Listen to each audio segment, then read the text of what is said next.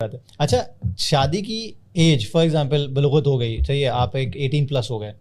ہمارے یہاں میں ایسے لوگوں کو جانتا ہوں, لڑکوں کو جانتا ہوں کہ لڑکی نظر میں ہے, صحیح ہے, گھر والوں کو بھی پتا ہے کہ بھائی لڑکی اس کی نظر میں ہے, شادی کرنا چاہتا ہے, لاکھوں ڈالر بھی کما رہا ہے, فری لانسنگ بھی کر رہا ہے, لڑکی بھی فری لانسنگ کر رہی ہے, دونوں شادی کے قابل ہیں. لیکن ابا صرف اس لیے نہیں کہ ابھی شادی نہیں کر سکتے کیونکہ گھر میں بیٹیاں بیٹھی ہوئی ہیں, گھر میں بڑے بھائی بیٹھے ہوئے ہیں, لیکن لڑکا بیچارہ فلی تیار ہے اور وہ الٹی سیدھی باتیں مجھ سے آگے کرتا ہے کہ یار فاطمہ دیکھیں اس وجہ سے یہ چیزیں ہو رہی ہیں. اس میں ماں باپ کی بغاوت کرنی چاہیے. سوری, ہاں میں یہی پوچھنا چاہ رہا تھا. یہ جو اگر شادی بیاہ کے معاملات کو ماں باپ پہ چھوڑ دیا جائے نا تو زنا پھیلے گا, بدکاری پھیلے گی, ڈپریشن, اسٹریس, اور یہ ساری ہمارے ملک میں تو ویسی ٹھڑک کا ریشو بہت زیادہ ہے, ٹھیک ہے نا. تو اس میں تو جب آپ بالغ ہو گئے تو بس ٹھیک ہے بھائی, آپ کو یہ اللہ نے حق دیا ہے, ماں باپ اگر روکتے ہیں تو آپ نہ روکیں.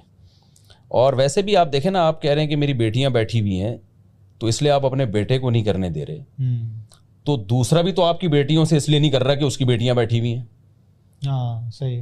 یعنی آپ اپنی بیٹیوں کے چکر میں دوسروں کی بیٹیوں کو نہیں نمٹا رہے, دوسرا اپنی بیٹیوں کے چکر میں آپ کی بیٹیوں کو نہیں نمٹا رہا, تو بھائی جس کا جو رشتہ مل رہا ہے اس کو کرتے چلے جاؤ. زبردست اینگل ہے. تو یہ اس اینگل سے بھی سوچنا چاہیے نا. ایسے لڑکے آتے ہیں نا, وہ مجھے کہتے ہیں میری ماں کرنے نہیں دے رہی ہے مجھے شادی, وہ کہہ رہی ہے پہلے بیٹیوں کی ہوگی. میں کہتا ہوں بیٹیوں کا رشتہ کون بھیجے گا؟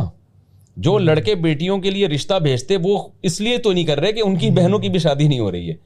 یہ تو سوسائٹی نے ایک پورا گویا کمپرومائز کیا ہوا ہے کہ ہم آپ کے خواتین کو نکاح نہیں کریں گے ان سے, اور آپ جو ہے نا کسی اور سے نہیں نکاح کریں, تو ہم سب آپس میں ایگریمنٹ کیا ہوا ہے. تو بھائی جس کو جو رشتہ آ رہا ہے اس کو نمٹاؤ بھائی, ٹھیک ہے.